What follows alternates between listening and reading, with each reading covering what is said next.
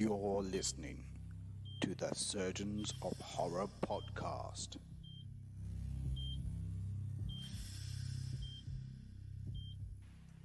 Welcome to the Surgeons of Horror podcast, and we've got a great premise ahead of this episode today, where we're fortunate enough to talk to director of upcoming film The Marshes. His name is Roger Scott.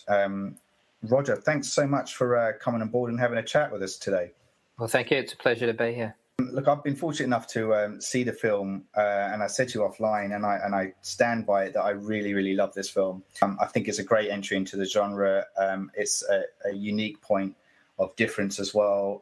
Has a bit of an Australian voice to it, but it can kind of stand in its own right too, I feel, across the board. So, but before we get into talking about the film itself, I do like to have a chat with the directors or actors that come on board for the podcast with a bit of a background to how they've got to where they are today.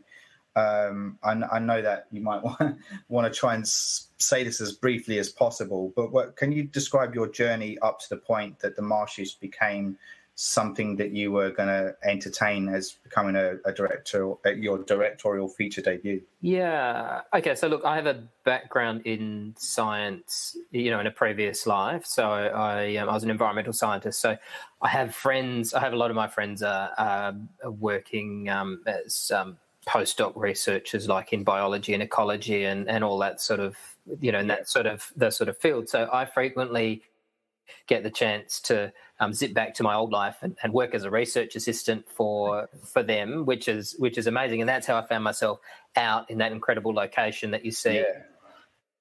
Yeah. And so from that point of view, one thing led to another, and the story developed in terms of my partner and I, my producer. That you reach a point where you're like, we need to stop fucking around. Yeah. And stop talking about the fact that we're going to make a film and commit. Here we've got a bunch of things on our slate. What do we think we can do? What has the most virtue at this point in time? And there's artistic and economic considerations for that. Yeah. But we really like the hook that this one had, and it did a bunch of things that we liked. So. This was the project that we sort of committed to. We set a date for it, and they say on average that it takes 7 years from conception to shooting, and that's in this case that's true. That's not always the case. So there's other projects that I've tried to get up that clearly have taken longer, and I've got friends whose projects have taken much longer. So it's somewhat a hopeful 7 years there, but wow, that's how long it took for us. I do want to say that it kind of that makes sense about the biology part that you were just talking about now, because it really rings true when the researchers are going out into the field and kind of studying this stuff. And I was watching it thinking, you really must know your stuff in order to kind of for this stuff to actually be believable. And when they go out there, and early on you are wondering what direction this is going to go in, whether it's going to be something down this kind of biological route, and then it ends up being something completely different, or does it? Mm-hmm. So and that was that was something I did kind of remark on the testament to the writing, of which we should add that you are the writer to this movie as well. I do want to add at this point too that the film is going to be screening as a part of a Night of Horror festival, which is going to be in Dendy Newtown in Sydney on I believe the 1st of December at about 7 p.m. I believe. That's great. That's so. People that may listen to this podcast beforehand, go there and check it out. I will remind people of the date again at the end of the chat. So as we said, Roger, the Marshes is your directorial feature debut. What were the most notable challenges that you found sitting in the director's chair? Oh, there's myriad challenges. It's really, in a lot of ways, it's a constant shit fight. Like there's always something happening that you've got to deal with. But in this instance, it's such a unique location. Logistics play. There was always a logistical issue that the team was working on that we were having to sort of try and deal with, and that was from pre-production all the way through. There was always when you are.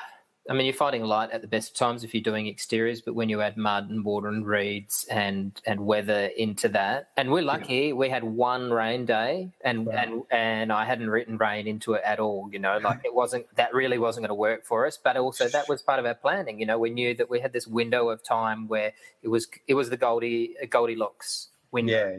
It was neither too hot nor cold. To get out there, and we were likely to have rain.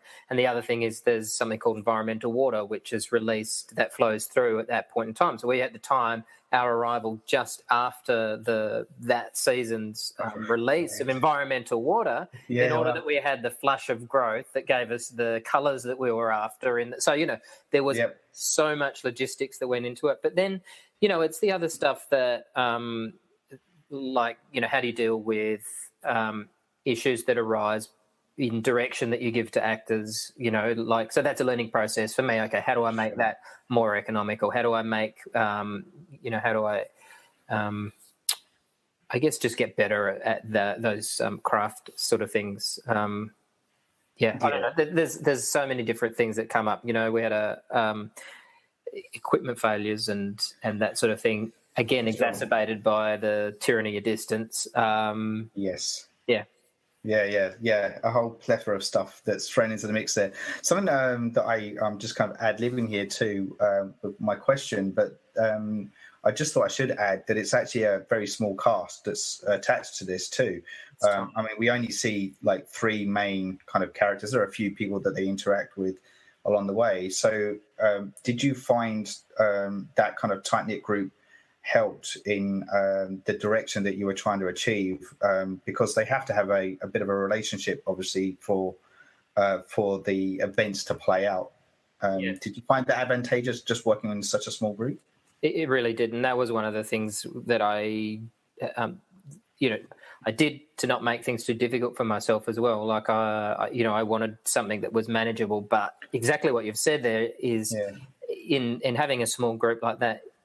And just putting them in that environment, there's a camaraderie that develops, on its own, and that really helps with me with the directing. There's so much other stuff going on as well that I knew that I would really have a really small amount of time to work on the stuff that I really actually wanted to do, which was, work on performance with the actors. So anything that we could do to give us more time or to facilitate that happening, putting those guys together and just letting that stuff happen organically, that was, we were pulling out anything that we could, any little trick or whatever, just to make that happen. So that really helped. We couldn't have gone out there with more people and got a good result either. There just would have been we would have had more crew, cast than crew at some points, so yeah, for sure.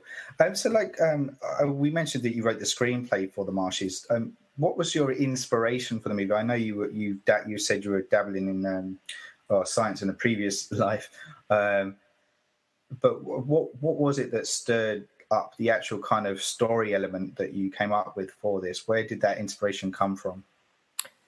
Look, there's different threads. There's different things that we've worked in there. So there's not one single source for. So I don't want to give away too much by naming actual elements, but there's certain things that are worked in from different angles. But the core of it, I guess, came from particular frustrations that I was feeling and disillusionment that I was feeling. Especially that particular time when I was out there with what was happening, not only in a local level in that environment, but a national and an international level as well. We're at an incredibly unique point in human history. We have never been here before, and I'm not seeing a lot of art that is dealing with that. Yes. We are actually in, essentially this is a post-apocalyptic period. It's an incredible, incredible time. And I mean that it's both amazing and horrifying, and what better genre to use to deal with that than horror. So this specific point in time, it was like my own disillusionment with people not being aware of perhaps the gravity of the situation we're in. Yeah. You know, Yeah. that fed around the specific circumstance of the local situation there. Yeah. And then from the mythical point of view, you know, when you're out in that environment and you become aware that, well, that's essentially the area that Waltzing Matilda occurred in. Yeah. Well, then those things fuse together, and you come up with, or at least I did. I came up with those particular elements. You know, they melded really well to me once I had. You know, you spend a lot of time thinking and talking about these things, particularly out there. You know, there's no distractions. There really is, you know, when the characters are looking for mobile phone receptions, and I know it's a terrible trope, I know, but it's true. Like, that's right. There's nothing, you know, you are on your own out there. So there's a lot of time to think and talk, which, you know, you really miss in the city. So actually it was a great, it was a great way of those elements coming together to forge a story. And once what I was trying to say before is once I had those realizations about how well those particular things, my own issues and that story and how they melded together, it just, and the symbolism behind them, then the story kind of started running on its own. Yeah. And then there were things then that I could feed into that to try and get what I wanted.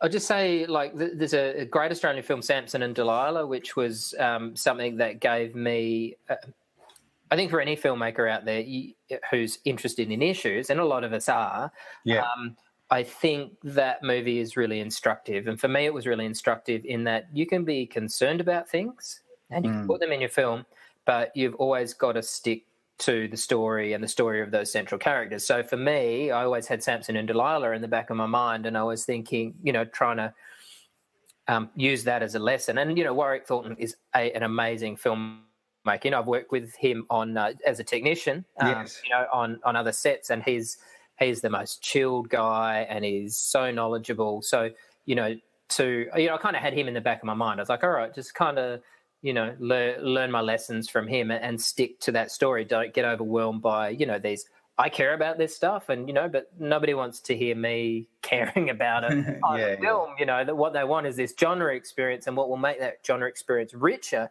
is properly realizing the symbolism and infusing that passion and care that I have about those elements into the story, always into the story. And Giovanni LaRusso, our DOP, he's all about the story. You know, he is, all right, how can I put my amazing skills? I mean, he doesn't say that he has amazing skills. Not until after a few beers, anyway. No, Gio, if you're listening, that's not true at all. And he was always focused on, all right, all of this has to be in service of the story. And so, you know, when we were you know, looking for DOPs, that was a really important thing that he said that made me want to work with him. You know, I was like, that is what it's about for all of us. It's not even about me as a director. You know, people get this sense that, oh, you're the director, and, you know, that they have an idea about what that entails. And it's to me, at any rate, it's not accurate at all. It's always about pushing that story forward and trying to make everything that you do keep feeding into it. And it's really easy to lose track. You know, you can lose your focus and you can go off on these tangents, which we tried really hard not to do. Oh no, and you can see that through and through. I think that's why, like, to me, when I was watching it, it does stand strong. You know, it's a powerful film, and I think the story is key to that, and some of the stuff that you were talking about with the imagery that's used throughout, you know, tucking into the, you know, the Waltzing Matilda kind of stuff that you were mentioning earlier.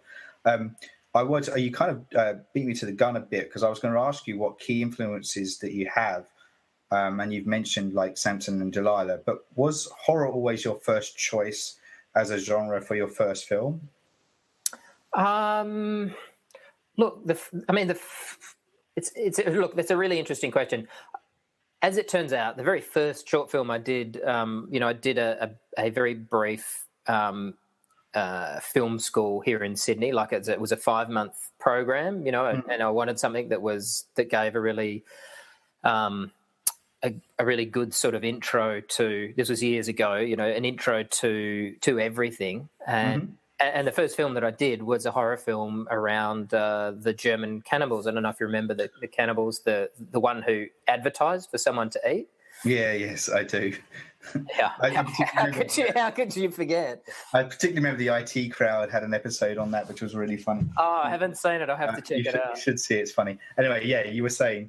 So that was my, so on the one hand, I'm saying, no, look, I'm not wedded to horror. I think that you choose the genre that fits the story that you're writing. And in fact, I have, quite a broad range of stories from, drama through to buddy dramedies or comedies that, different things that I'm working on. So in this instance, there are a few things that played into it. This is definitely, when you're dealing with something that's horrific, horror makes, good sense to go with. But it's also a forgiving genre for first-time filmmakers. And, there's a wide audience out there. So for me, those things also played into it. But also, I don't want to sound like I'm an apologist for the horror genre. I mean, anytime I talk to someone, they're like, "Oh, you're making a film? That's great." And you're like, "Yeah," and then I'm waiting for it. It's, "Oh, what's it about?" And I'm like, "It's a horror." And then their face drops. "Oh, no, I don't really like horror."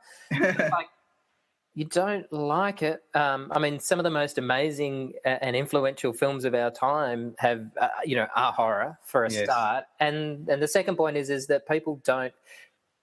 They're like, "Oh, I don't like it. It makes me feel X, Y, or Z." And I'm like, surely the fact that you've got a film which isn't real and it makes you feel X, Y, and Z, by your own admission, it makes you feel something. I mean, how much stuff do you watch that doesn't make you feel anything? I know. Except for $14 or $20 poorer at the end of the 2 hours, and you're like, "Give me my fucking money back. I didn't feel anything." But horror, you can be assured, and it might be disgust, or it might be, it might be any range of emotions or whatever. It has a bad rep. I don't, I agree. Yeah, I mean, that's one of the reasons why I'm always drawn to the genre myself. Like, not just that, but films in general. That I need to walk out feeling something, And I remembered earlier on in the year, I went to see the French film Raw. I don't know if you've had a chance to see it yet. No, I know the one you're talking about, but I haven't. Yeah, but that was one of those movies. Sometimes when you walk out from a cinema and you just have this kind of feeling in your stomach or in your chest, and that to me is the point of going to see films, to have that experience when you come out from it. And I was just going to touch on that as well, like talking about great movies as well. They, particularly within the horror genre, they explore this kind of the notion of fear in the world, and sometimes that fear comes from isolated locations, which you have used within the Marshes. What is about the specific location that you use that brought fear to your mind as a creator or as an artist? Look, I had one experience where the guy, my friend who I was helping, he and I decided to take a shortcut. And you have to see these.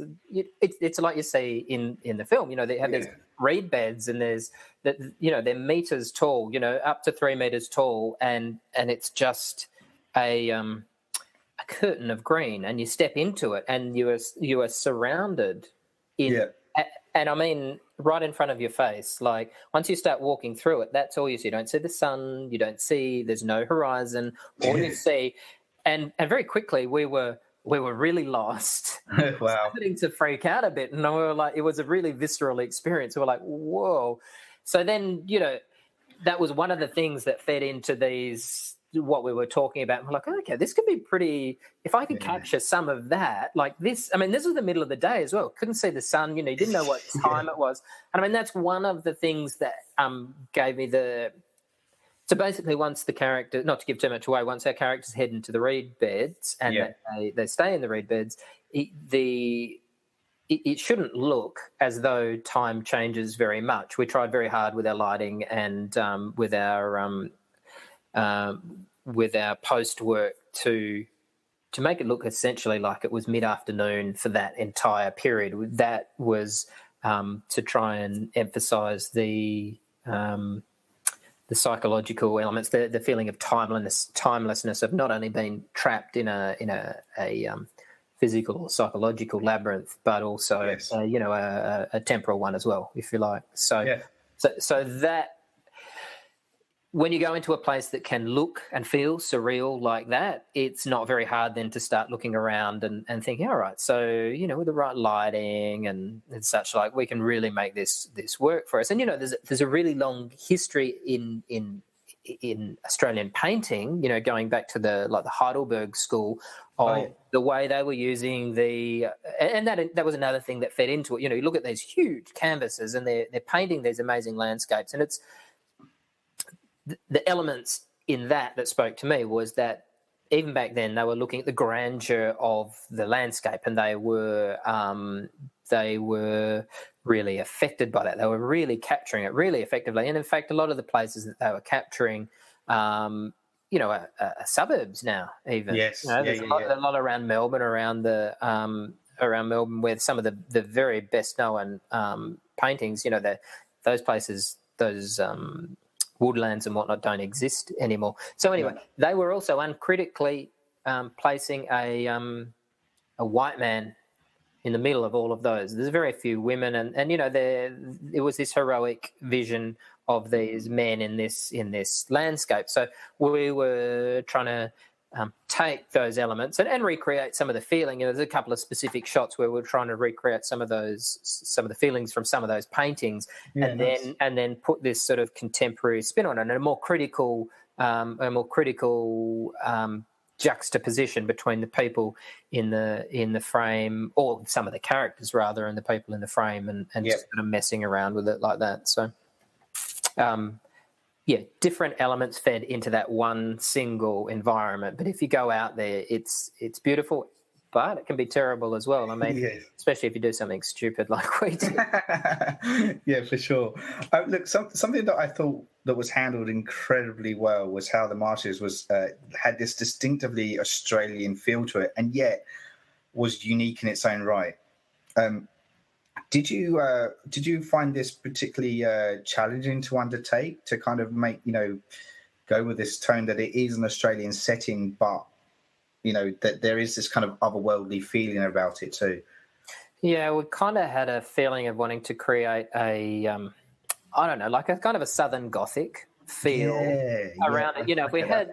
So we had that always in the back of our mind. So how can we take this thing that is... And the other thing is it's really interesting to go, okay, so this is Australian, there's an Australian environment, Australian feel, but there's an environment that's never been seen by any audiences, Australian or otherwise. So it typically, your characters drive 8 hours inland in an Australian film, and it's a red, flat, arid environment. And our characters drive 8 hours inland, and they're in this lush, green, Gothic vibe kind of environment. It's completely different to anything I'm aware of anyway in Australian films, and that was that's important as well. There's a reason for that, but for us, you do recognise it.